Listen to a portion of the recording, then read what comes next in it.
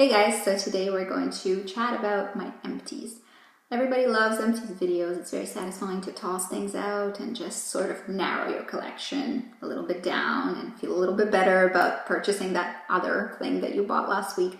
Anyway, let's go through what I'm tossing. So first, body care. We have a Lush shower gel, and this is called Confiture de Rose. It's a shower gel with rose scent. There is a really beautiful, it's a very beautiful scent, and they do have a massage bar in the permanent collection with that scent, and I recommend you go and try it out because it's just rosy heaven for me. I love it. I've bought it 2 or 3 times before. It's sweet, tart, and wonderfully fresh. This indulgent blend of rose, vanilla, and lemon will leave you smelling purely blissful. I agree, it's wonderful. This was a limited edition. I will continue to buy all products from Lush with this scent because I really like that rose scent. Of course, it's a question of taste, and if you don't like rose, then you're not going to like it, but definitely I would recommend Lush shower gels, and especially in that scent. Very, very pretty. Next shower gel is this Body Shop one, and this is in the mango scent. I've been buying Body Shop shower gels forever and ever. I have a special place in my heart for certain scents that they carry.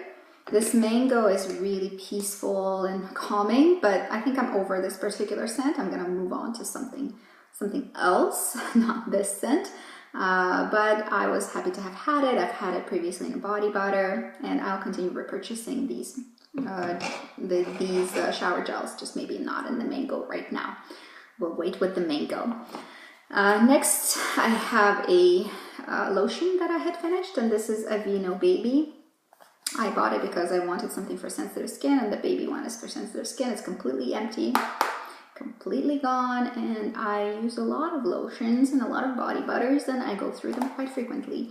This was fine, nothing special. I wouldn't repurchase it. For face skincare, we have Origin's Drink Up Intensive Overnight Mask. There was quite a bit of hype on YouTube about it at one point. It's a favorite for many people, including somebody like, for instance, Ruth Crilly, whose advice I take to heart and who I respect very, very much. She's one of my faves. This one, though, I feel like it's a little bit overhyped. It's Origins. It's lovely. It smells nice. It has a nice texture, but really, it's called an overnight mask. Let's be honest, this is a night cream. That's all it is. It's a rich night cream. If you have a night cream in your collection, probably not going to do anything special. Nothing that you already don't have a product doing for you. I think it's a nice night cream, and I like the packaging, and like I said, I do like the smell of it, but I didn't notice it doing anything better than, for instance, the night cream that I'm using right now, which doesn't claim to be a mask, it's just a night cream, but what I'm using right now is from Nuxe, from the Rêve de Miel line, and I really, really enjoy it, and I think it actually does a better job than this one. So I would say if you have a night cream you already love, this is probably not going to do extra things for you. Otherwise, it's a nice night cream. That's all it is, though. Then we have another kind of hyped product, higher end, and perhaps not sure if it's worth the money, but it's atbeautynotes oil from Guerlain. It's a beautiful little package. Everything about it is luxe. I finished it up. I think it's a great face oil. I think it's a lightweight, absorbable, great texture, and no scent to it. Has some extracts of royal jelly, which usually work fantastic on my skin, and they do with this one as well. However, I've had less fancy oils that do just as well or better on my skin.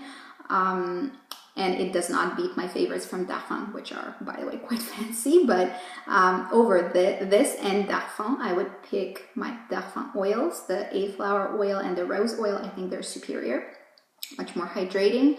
And the carriers there really do a good job of delivering all the plumping, nutrient-rich oil substance through the skin. This one goes transdermally really nicely as well, I have to say, and I have to be honest, it's good. But still, it does not quite measure up to my Darphin oils, although it's not far behind. I would say, yes, it's worth the money, and it is,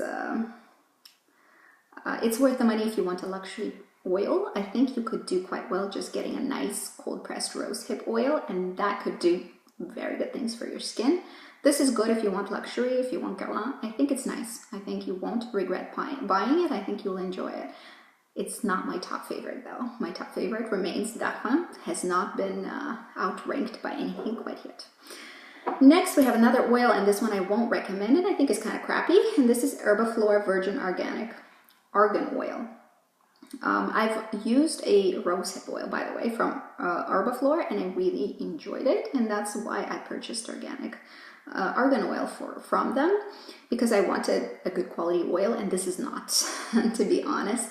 I was finding it difficult to find a use for this. I did end up using it up more on my body and my décolletage.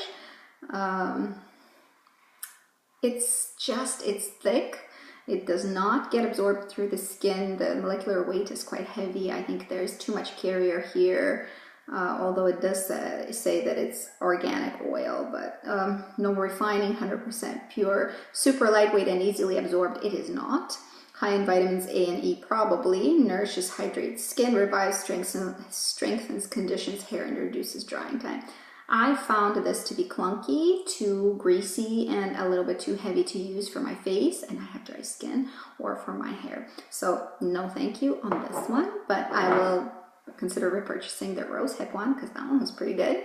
Lastly, for skincare for the face is this Nip and Fab Skin Glycolic Fix.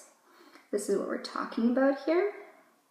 And this product is basically pretty much the same as the First Aid Beauty little sponges that come in a little package. I will show you later because I actually have them and then have them ready to go. I've used them before. It's a nice sort of slightly exfoliating, brightening treatment. Well, this glycolic acid is really gentle on my sensitive dry skin. It was not causing any problems or any irritation really at all. So I think this is decent. I think whatever, if you are in love with the First Aid Beauty ones, this is pretty much the same thing. If you like these, you can get your hands on First Aid Beauty ones easier because they're available through Sephora, and Sephora does very cheap shipping.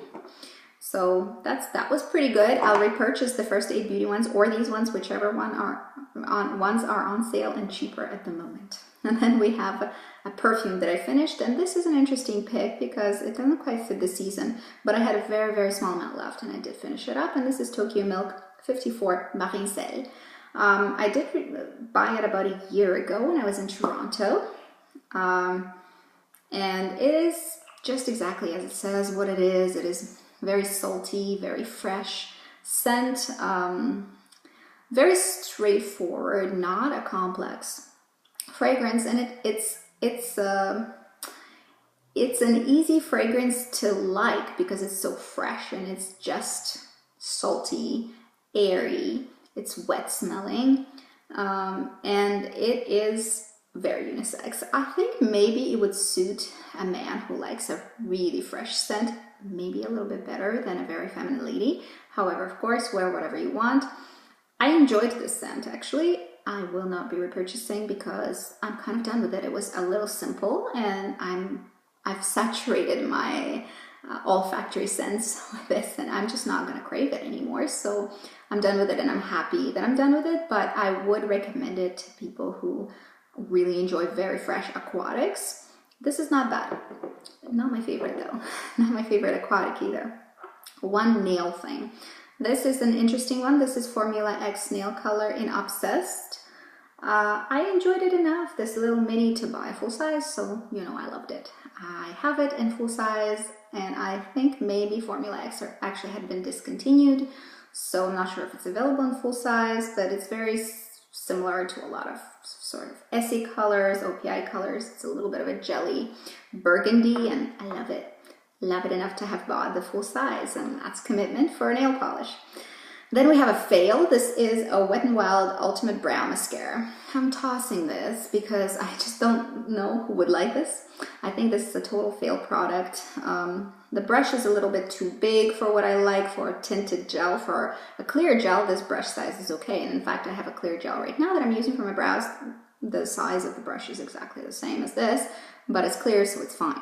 This one smudges everywhere. You can't be precise with the application. The formula is way too wet. There are no fibers. It just does not look right. Although the shade is pretty good, My shade was nothing but brunette, but because of these other issues like the brush and the formula, basically everything else about it, I just really didn't like it, and I don't really see who it would look good on unless you have like huge bushy brows. But seriously, not even then probably, because you could do much better with something else. I don't recommend this. A brow product that is awesome, and I have talked about ad nauseum, is this Clinique Just Browsing little brow gel, and it's lovely, and I've repurchased, and I'll show it to you. Look at that. I've repurchased 2. This is my maybe 3rd tube that is finished already. I've bought it again, and I'll keep buying it again until I find something better. There is nothing better, in my opinion, on the market in terms of brow gels. So tiny little brush, you can be super precise. It has fibers. It is the right color for me, and my color is 03 Deep Brown. And it's just so perfect. The texture is nice. It looks very natural on the brows. The color is a good match, and I feel like they have a decent color selection in terms of match. You can really find reasonably easily a gel that will match you, and I think it's superior to the Benefit alternative. I initially liked the Benefit one, but I couldn't quite match my brows perfectly, and I think this is super similar, but the formula I like better and the color selection I like better. So Clinique for the win. I really like it, and I recommend you check it out. Last but not least, woo, finally this Soleil International Bronze Universal is over and done with. It's been months. It's been in my Project Pan. If you're interested, check out my Project Pan playlist, because I'm panning tons of stuff. This was one of them, and oh, hallelujah, it's finished. Finally, it's completely empty. I'm very happy to be done with it. I will not be repurchasing this product. This is a second tub of it, so I really enjoy the texture. However, the color is a little orange, and I've realized that it was orange. I mean, it took me a while, but I finally realized it was too orange for me. I wouldn't recommend it for fair skin tones. I would recommend it maybe for medium yellow-based skin tones, so warmer side of medium. And I think it's a really great texture, and I think it holds onto the skin beautifully, but it's the wrong shade for me, and they only make one shade, so lighter and darker skin tones are kind of out to lunch on that one. And I am going to purchase a Berity bronzer by Hermes, because I think that's a wonderful shade for my skin tone, and it's a very nice, easy to work with texture. It's a worse deal because it's a lot of money, but the packaging is about this big, whereas this packaging is huge and you get tons of products. So this is a much better deal, the Chanel one, but it's just not the right color, so I have to say goodbye forever. Not going to be purchasing this ever again, although I have in the past. No more. That's it for today. I hope it was fun for you to watch my little empties video, and have a good day. See you guys later. Bye bye.